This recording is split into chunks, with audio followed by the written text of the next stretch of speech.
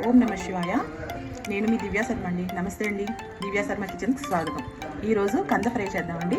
ఎలా చేయాలో మీకు చూపిస్తాను. దాన్ని తరిగేసుకొని ఇలా నీళ్ళల్లో వేయాలండి. అంటే దానికి ఏదైనా మట్టి ఉంటే 2-3 సార్లు వాష్ చేసుకుని ఇలా నీళ్ళల్లో వేసేస్తే ఏదైనా మట్టి ఉంటే అడుగు దిగిపోతుంది. ఇప్పుడు ఈ తరుక్కున్న కందని వీటితో కోరుకోవాలండి.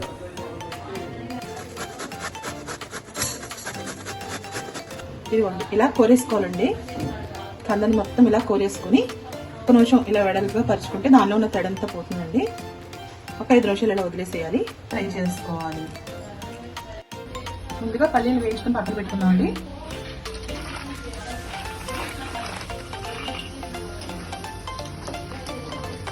పల్లీల్ని బాగా ఎర్రగా వేయించుకోవాలండి.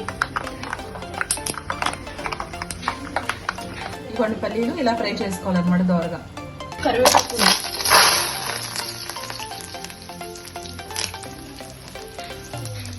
చూసారు కదా, కరివేపాకు కూడా ఇలా గుల్లగా ఫ్రై చేసుకోవాలండి.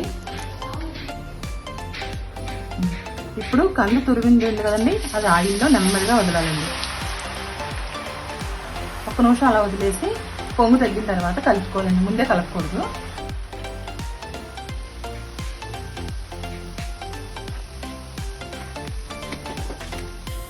ఇదిగోండి కంద ఫ్రై అయిపోయింది. చూసారా ఎంత గుల్లగా ఉన్నాయో. వీటిని ఇప్పుడు ఒక బేసిన్లో టర్న్ చేసుకుందాం.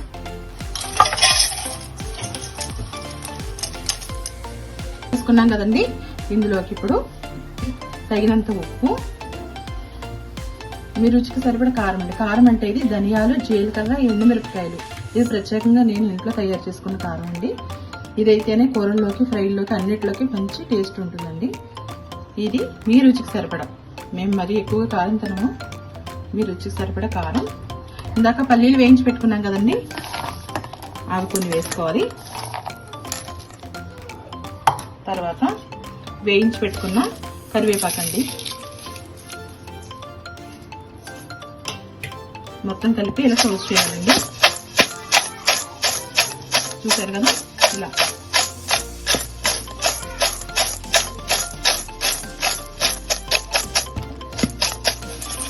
చూసారు కదా, రెడీ అయిపోయిందండి.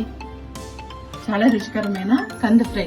ఇది సాంబార్లోకి, మామిడికాయ పప్పుల్లోకి, అన్నిటిలోకి సైడ్ డిష్ కింద చాలా బాగుంటుందండి. మీరు కూడా ట్రై చేయండి. నచ్చితే కామెంట్ చేయండి.